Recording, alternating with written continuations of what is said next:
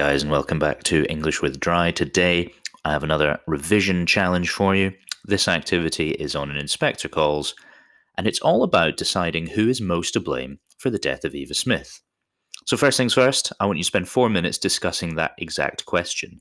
Now, you can think about things like who acts most maliciously towards her, who acts in a way that affects her life the most. These are the kind of questions I want you to think of. The second thing you will need to do, and for that you will have 60 seconds, is to rank them in order of the most to blame to least to blame. So, for instance, if you think what Arthur does to her is the thing that causes ultimately her suicide more than anyone else's, then you'd put him at 1. If you think the things that Sybil does to her are the least important in causing her death, then you'd put her at number 5. Once you've done that, I need you to spend 15 minutes giving at least 3 reasons for each character. Now, these should be reasons that justify exactly why you've put them in that position. So, for instance, for number 1, these should be 3 reasons justifying why that person more than any of the other 4 is to blame. And the person who you have in number 5, your reasons might be more kind of along the lines of, well, this was not as important because, or this one didn't have as much of an impact because. Okay, so 3 reasons for each.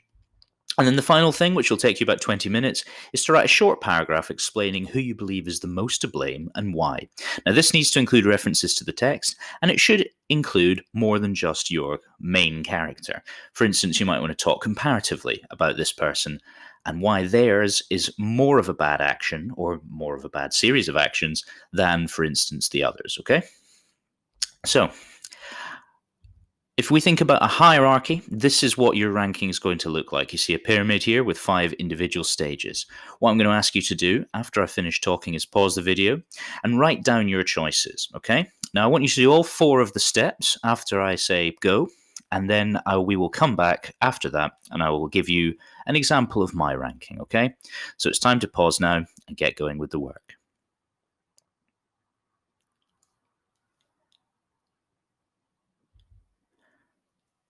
Okay, hopefully you have finished all 4 of those exercises. However, if not, that's okay. If you need a bit of a pointer, then what I'm about to do is show you exactly my rank order. Now, this is not, of course, the correct answer. There is no correct answer to this section. This is purely just getting those creative juices going and getting those connections being made between each individual person in an inspector calls. So, my top of my hierarchy is the character of Eric. I believe he is the most to blame singularly for Eva Smith's death. Next, I think Gerald. Thirdly, I think Arthur Berling. All the men first, you'll notice. After him, I think Sheila. And then finally, least to blame, I would have Sybil. Okay?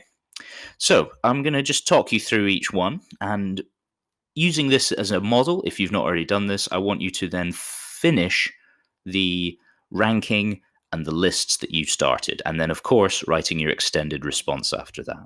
So, why is Eric number 1? Well, in a drunken and violent state, he sexually assaults Eva Smith. Now, this is a crime in the play that is not given that much airtime. Now, that is because in this time period, in 1912, what he does would not have been considered a sexual assault.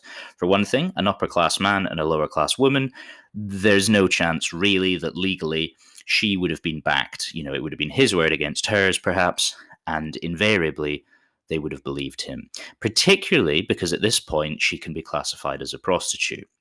Now, because of that, even more so because of that, nobody would take her word seriously. They would say, well, that is your profession. How can you claim that Eric has done that to you?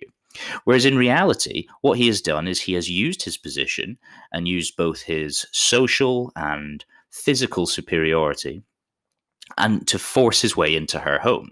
He admits that she didn't really want him to come in, but he was in the sort of state where a chap can turn nasty. Now, what he means by that is he would have become violent perhaps towards her, or perhaps at the very least made a commotion and caused a fuss, and these are all things that would have impacted far more negatively on her than him. So that is why, number 1, I think that this crime is the worst that is committed against her in the play. Secondly, the pregnancy is really, in a lot of ways, one of the things that actually affects her most, because it's the thing that really solidifies in her mind the idea of suicide.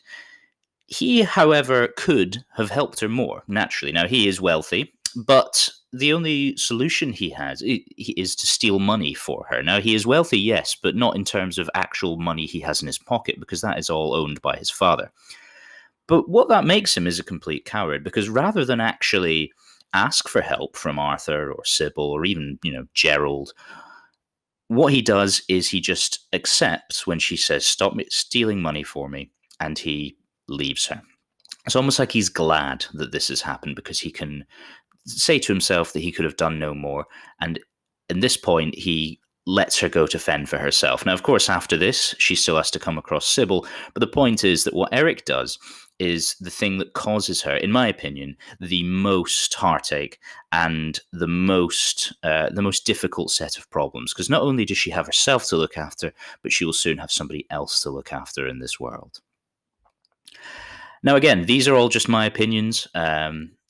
Of course, I would love it if people disagreed with me. You're more than welcome to send in your disagreements and that kind of thing. Secondly, I would say Gerald is the second most to blame. Now, that is largely because he knows, probably better than Eric, exactly what he is doing. Now, he saves her. I've put this in quotation marks because, of course, he doesn't really save her. He heroically stops another wealthy member of the town from, we can only imagine what Alderman Megarty might have done to Eva Smith, but he saves her from this. But with his handsome and well-bred ways, and the fact that he offers her food, money, and an apartment, he becomes, as mentioned in the play, the fairy prince. Now, he admits to having loved this as well, because she falls in love with him, and they begin an affair, even though he doesn't feel the same way about her. He doesn't love her. You could argue that a man like Gerald could never love a woman like Eva Smith, because love implies a degree of respect and also equality. There can never be equality between the two, because he is from this far superior social class. Now, this status means he will never marry Eva, and he knows he'll never marry her before he even begins any sort of relationship with her.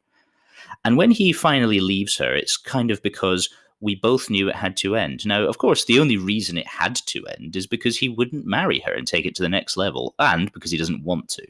So in this sense, he is completely using her, and his blame lies in the fact that he is the one who breaks her heart the most, because she falls quite desperately in love with him. And that is something that ruins her, should we say, mentally more than any of the other crimes might do. It's something that leaves her the most hopeless in that respect. After Gerald, I move on to Arthur Burling in terms of the blame. Now, you'll notice I've gone for all men first. I'll explain why in a second. But the things he does, he, of course, fires her from his factory where she works. She stands up to him, demands better wages for her fellow workers and for herself.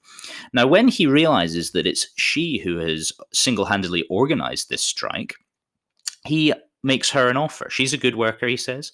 He says, "I'll pay you more, make you a lead operator, and then you'll get everyone else back to work." Now, of course, this is a tactic to try and divide and conquer the strike from Arthur Burling, but it's also a tactic for him to save some money. But she has more moral fibre than that. She says, no, it has to be for everyone. And as a result, he cruelly says, "Well, I'll outweight you all." And then, sure enough, they all have to go back to work, because as he knows, they're all starving. And they're all about to lose their accommodation because they can't afford rent anymore. And at this point, he sacks just her, and he sacks her because she is cleverer than the rest of them. She's cleverer probably than even him, because he says that she is dangerous and she can't be trusted.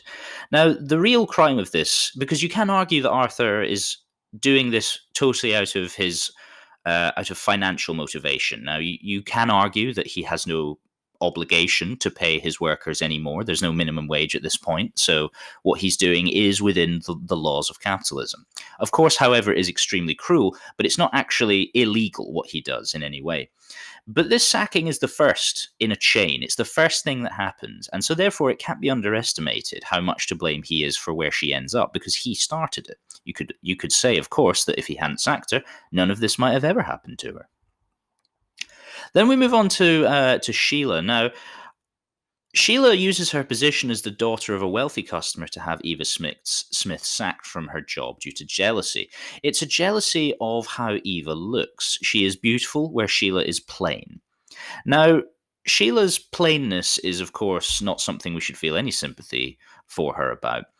But we wonder to what extent society has made her believe that her only value is her beauty. And of course, then when she sees somebody who is blessed with greater beauty, suddenly the wealth doesn't quite matter as much for Sheila. But of course, what she does is, childish for one thing, but also completely ignorant of the impact it's going to have. Eva's then unable to find employment anywhere else. Now, when you get sacked from 2 jobs, finding a third becomes virtually impossible, particularly at this time where unemployment was high. It ruins Eva financially, and she soon cannot afford food and rent. Now, it's this that means that she resorts to prostitution because she has no other alternative. And ultimately, this is the move that causes her to meet Gerald, and then, of course, later Eric. So while we may excuse Sheila slightly because she is acting in the immature way that she has been brought up in this kind of upper class world that values superficial things higher than anything else, our sympathy has to be limited for Sheila. And of course, what she does have a deep impact as well. Now, I've got Sybil last. This is controversial. You could make a good argument that Sybil's the most to blame. When Eva approaches her, she's pregnant, jobless, and poverty-stricken. Despite her being her last resort, Sybil instructs the Women's Charity Committee that she is in chairs to refuse help to Eva Smith. Now, she does this because she admits that she's prejudiced. Sybil shows a real prejudice towards all people of the lower classes, simply because they are poor. It's almost this Victorian belief that people live in poverty as a punishment for some sort of moral or spiritual deficiency, for being bad people, essentially. She's suspicious of Eva and believes she is lying about everything she says. Now, there is no precedent for that. There is a precedent for that, that's a better way of saying it, in that Eva does lie about her name, and she lies a little bit to begin with. So you could say, well, Sybil identifies her as a liar and then treats her accordingly. Now, of course, she is unnecessarily cruel and harsh. She is a mother herself, and so therefore perhaps should identify more with Eva Smith and be able to help her more. But you could argue, of course, that it's this lie that stops her being able to believe anything. Sybil, the thing that offends her most is that Eva would dare claim a name like Burling as her own, because it would equate the two of them together, and this is something she cannot stand. So therefore, Sybil is, of course, very much to blame. However, in this hierarchy, I seem to have put her at the bottom. I hope this video has been helpful for you. This kind of activity is something that really helps with your revision on inspector calls. Like I said, you wouldn't get an essay specifically on this. However, it's a good thing to consider as I said, it makes you really question and develop a deeper understanding of all the characters' actions. I hope you found it helpful. Stay tuned for more videos. Make sure you like and subscribe.